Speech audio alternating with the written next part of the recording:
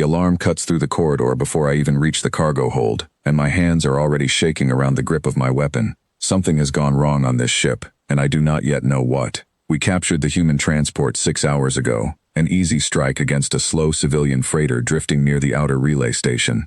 My commander called it a gift, an unarmed vessel loaded with colonists heading to a new settlement. We were told humans were soft, that their bodies broke easily, that their minds gave up under pressure faster than any other species we had catalogued. I believed it, because every report I had ever read said the same thing. Humans were the punchline of a joke the whole fleet told before every mission. Weak lungs, weak bones, weak will. I am standing guard over the prisoners now, 12 of them, seated along the cold floor of the cargo hold with restraints binding their wrists. Most of them are quiet, some are crying without sound, and one of them, a young woman with short brown hair and a torn jacket, is staring straight at me instead of at the floor like the rest. Her name tag, still clipped to her collar, reads Mira Hartley. I do not expect her to speak. Prisoners rarely do, not this early. Not while the fear is still fresh in their eyes. But she tilts her head slightly, studying me the way someone studies a puzzle rather than a threat. You're new at this, she says. Her voice does not shake. I tell her to be silent, and I mean it as a warning, but she only smiles faintly, like she has already decided the warning does not apply to her. The alarm changes tone above us, shifting from a general alert to something sharper, something that means containment breach. My commander's voice crackles through my earpiece, ordering every guard to hold position and await instructions. I grip my weapon tighter and glance at the hold's sealed door, and that is when Mira speaks again, calm as still water. Something just broke loose, didn't it? She says. Somewhere close. I do not answer her, but my silence must be answer enough, because she nods slowly, as if confirming something she already suspected.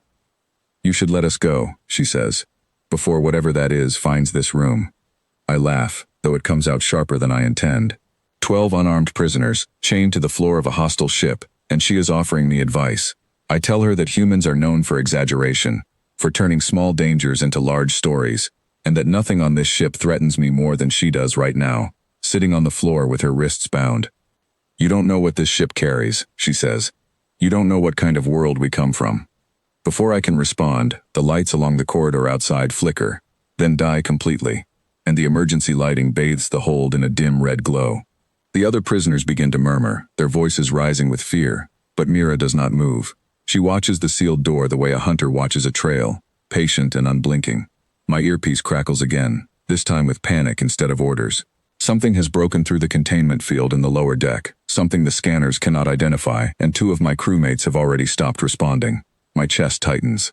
I have trained for combat against other fleets, against defense turrets and boarding parties, but nothing in my training prepared me for silence where a crewmate's voice should be. Mira leans forward slightly, testing the restraints around her wrists without drawing attention to it.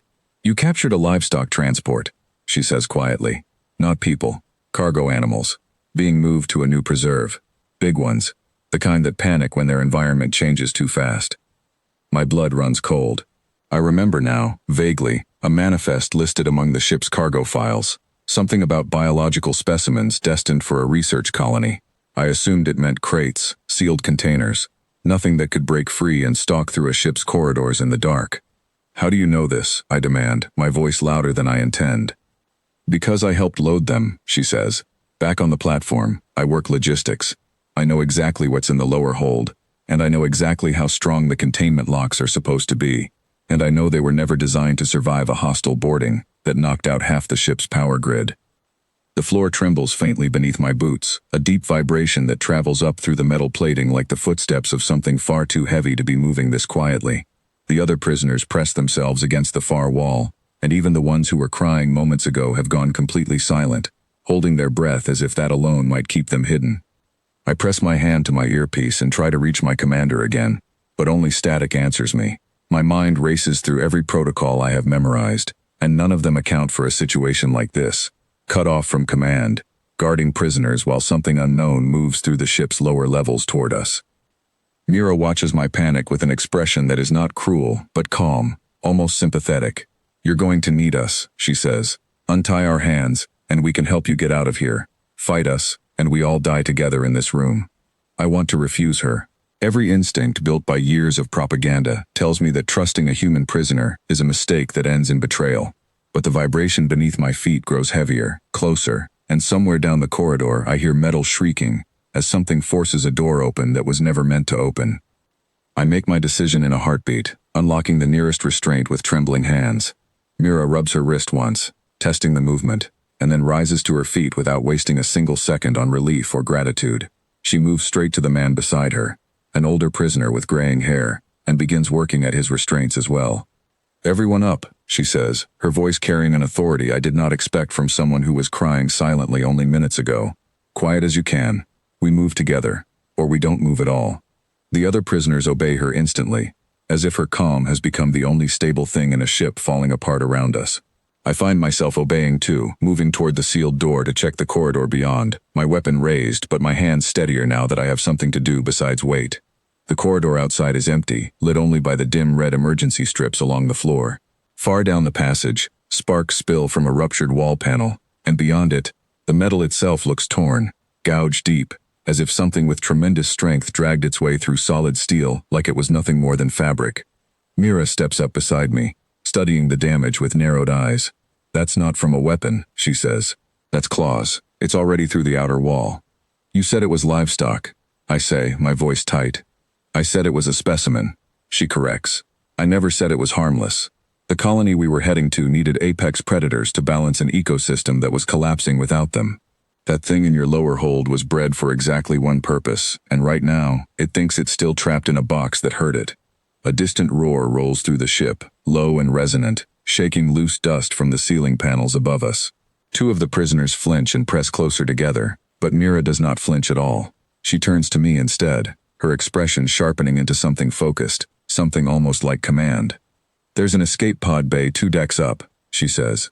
"If your ship still has power routed there, we can reach it before that thing catches our scent. But we need to move now, not later." I hesitate only a moment, weighing loyalty to my commander against the growing certainty that no order is coming to save either of us. I nod, and Mira does not waste the agreement. She turns to the group and begins directing them down the corridor, keeping her voice low but firm, guiding the frightened toward the only path that might lead somewhere safe. We move as a group through the dim passage, boots echoing softly against the metal floor, every shadow along the walls seeming to shift and stretch in the red light. I keep my weapon raised, scanning every junction we pass, while Mira walks just ahead of me, reading the corridor signs with the ease of someone who has studied every inch of a ship not built by her own people. At the first intersection, she stops abruptly, raising a hand to halt the group behind her. I hear it too, a faint scraping sound coming from the side passage, claws dragging slowly against metal, patient and searching. Mira presses herself flat against the wall, and everyone behind her copies the motion instantly, as if her calm has taught them more in the last few minutes than a lifetime of training ever could. The scraping fades, moving away from us down another branch of the corridor, and Mira lets out a slow breath before waving the group forward again. I glance at her, unable to hide my confusion. "You are not afraid," I say, half question, half accusation. "I'm terrified," she says quietly, without breaking stride. "But panic gets people killed faster than claws do. Somebody has to think clearly, and right now that somebody is me." We reach a stairwell leading upward, and Mira takes the lead again, climbing quickly but quietly, checking each landing before waving the rest of us through. Behind me, the older man she freed first keeps close, his breathing ragged but his steps steady, clearly drawing strength from the same calm she has been offering the whole group since the lights went out. Halfway up the second flight, the ship shudders violently, throwing 2 of the prisoners against the railing. A distant explosion rumbles somewhere below us, followed by the shriek of tearing metal, and the lights flicker once more before stabilizing into an even dimmer red glow. "It found the reactor access corridor," Mira says, her voice tightening for the first time since the crisis began. "That means it's moving through the ship faster than I expected. We need to reach the pod bay before it works out where the exits are." We push upward with renewed urgency, and I find myself falling into step beside her instead of behind her, my earlier suspicion replaced by something closer to trust, though I am reluctant to name it that. She glances at me once, as if reading the shift in my posture, but says nothing about it, focused entirely on the path ahead. At the top of the stairwell, we reach a sealed hatch marked with faded symbols indicating the escape pod bay. Mira tries the control panel beside it, but the screen stays dark, unresponsive to her touch. "Power's cut to this section," she says, frustration creeping into her voice for the first time. "There has to be a manual override somewhere." I step forward, drawing on knowledge I rarely use outside of drills, and locate a small panel hidden beneath the main control display. Inside, a manual lever waits, stiff with disuse but functional. I pull it hard, and the hatch groans open, revealing the dim outline of the escape pod bay beyond. 6 sealed pods lined along the curved wall, most of them still intact. Relief passes through the group like a wave, but Mira does not let it settle for long. "We're not safe yet," she says. "That thing can smell us through open corridors. We load fast and we launch faster." She begins directing the prisoners toward the pods, splitting them into groups of 2 and 3, checking each pod's status panel before allowing anyone inside. Her competence surprises me again, though by now I am beginning to understand that this is simply who she is, not a performance built for the crisis, but a person who has always known how to hold steady when everything around her falls apart. As the last group climbs into their pod, a heavy impact shakes the bay's outer wall, metal buckling inward with a groan that raises the hair along my arms. Mira turns sharply toward the sound, her jaw tightening, and I realize the creature has finally found us. "Go," she says to me, pushing me toward the nearest empty pod. "I'll make sure everyone else launches first." I refuse to move, gripping her arm instead. "You go first," I say. "You got us this far. I will hold the door." She studies me for a long moment, something unreadable passing behind her eyes, and then she nods once, accepting the trade without argument. She climbs into the pod, but pauses before sealing the hatch, looking back at me through the narrow window. "You were taught we were weak," she says, "but weak people don't survive worlds like mine. We just don't advertise it, because most days, we don't have to." The hatch seals, and the pod launches with a hiss of released pressure, joining the others already drifting free of the ship toward the distant lights of a relay station. I turn to face the buckling wall behind me, weapon raised, my hands steady now in a way they were not an hour ago. The wall gives way entirely, and the creature steps through the gap, larger than I imagined, its dark hide catching what little light remains in the bay. It is not the mindless monster the reports painted, nor the harmless cargo my commander assumed. It moves with purpose, testing the space around it, searching for the source of the sounds that drew it here. I do not run. I have one task left, one door left to hold, and one truth I did not expect to learn today, settling heavy in my chest. The humans were never the joke my fleet believed them to be. They were simply patient, waiting for a moment like this one to prove it, not with anger, not with cruelty, but with the quiet, unshakable calm of someone who has faced worse and lived to tell it plainly. I trigger the final pod's release behind me, sealing myself inside the bay with the creature as the last capsule launches free without me. It is not the ending I expected when I boarded this ship 6 hours ago, certain of an easy victory over a soft and fragile species. Somewhere beyond the hull, drifting safely toward the relay station, Mira Hartley is likely already telling the others what happened, calm as ever, already thinking 3 steps ahead of whatever comes next. I understand now what she meant, standing in that cargo hold with her wrists still marked from the restraints, telling me plainly that I did not know what kind of world she came from. I know now.